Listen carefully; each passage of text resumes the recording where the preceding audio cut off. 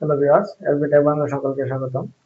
আজকে ভিডিওর মূল বিষয়বস্তু হচ্ছে মাধ্যমিক ও উচ্চ মাধ্যমিক মাধ্যমিক ও উচ্চ শিক্ষা অধিদপ্তরাধীন শিক্ষা প্রতিষ্ঠানের এমপিওভুক্ত শিক্ষক কর্মচারীদের আগামী 2024 মাসের এমপিও এর অর্থ ইএফটিতে প্রেরণের লক্ষ্যে প্রতিষ্ঠান প্রধানগণ কর্তৃক বিল সাবমিট সংক্রান্ত উপযুক্ত বিষয়ের প্রেক্ষিতে জানানো যাচ্ছে যে অত্র অধিদপ্তরাধীন শিক্ষা প্রতিষ্ঠানের এমপিওভুক্ত শিক্ষক কর্মচারীদের এমপিও এর অর্থ 1 জানুয়ারি 2025 হতে ইএফটিতে প্রদান করা হচ্ছে।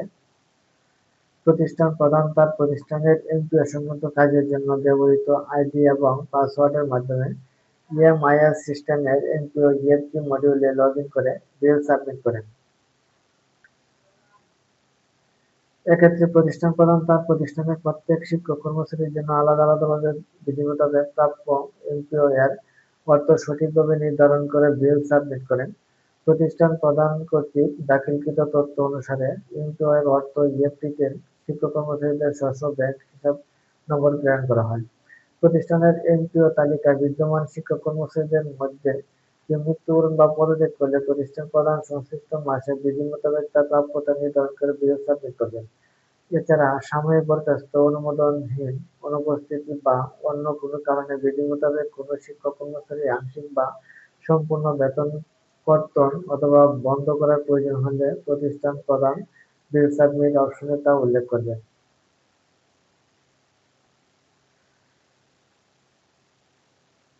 শিক্ষক কর্মচারীর এমপিও এর অর্থ ইএফটিতে প্রেরণের ক্ষেত্রে প্রতিষ্ঠান প্রধানের দাখিলকৃত তথ্যই চূড়ান্ত হিসেবে বিবেচিত হবে। ভুল তথ্যের কারণে কোনো শিক্ষক কর্মচারীর এমপিও এর অর্থ ইএফটিতে প্রেরিত না হলে বা অতিরিক্ত অর্থ প্রেরিত হলে তার দায়ভার প্রতিষ্ঠান প্রধানের উপর বর্তাবে।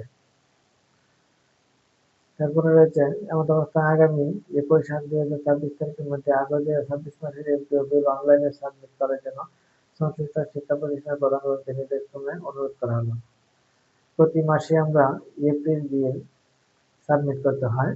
আমাদের যে ইএমআইএস মডিউল আছে সেই মডিউলে এমপিও এর যে ইউজার আইডি এবং পাসওয়ার্ড আছে সেই ইউজার আইডি এবং পাসওয়ার্ড ব্যবহার করে আমরা প্রবেশ করে আমরা বিল সাবমিট দিই প্রত্যেকটা শিক্ষক কর্মচারীর।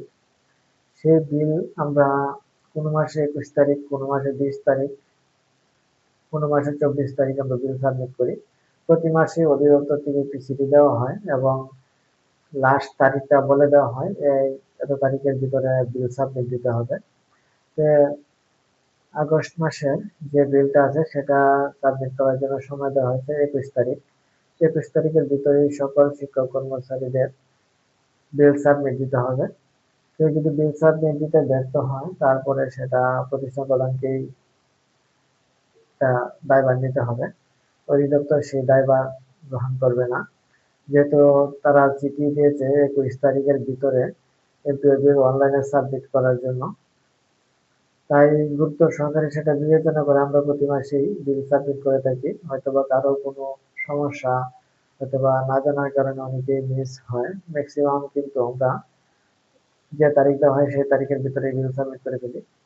এখনো যারা আপনারা বিল সাবমিট করেন নাই, আপনারা অতি সত্বর বিল সাবমিট করে ফেলুন। এখন সার্ভার খোলা আছে, সার্ভারে মোটামুটি ভালোই কাজ চলছে। আপনারা বিল সাবমিট করে ফেলুন। এমপিও মডিউলে প্রবেশ করে বিল সাবমিটটা করে ফেলুন।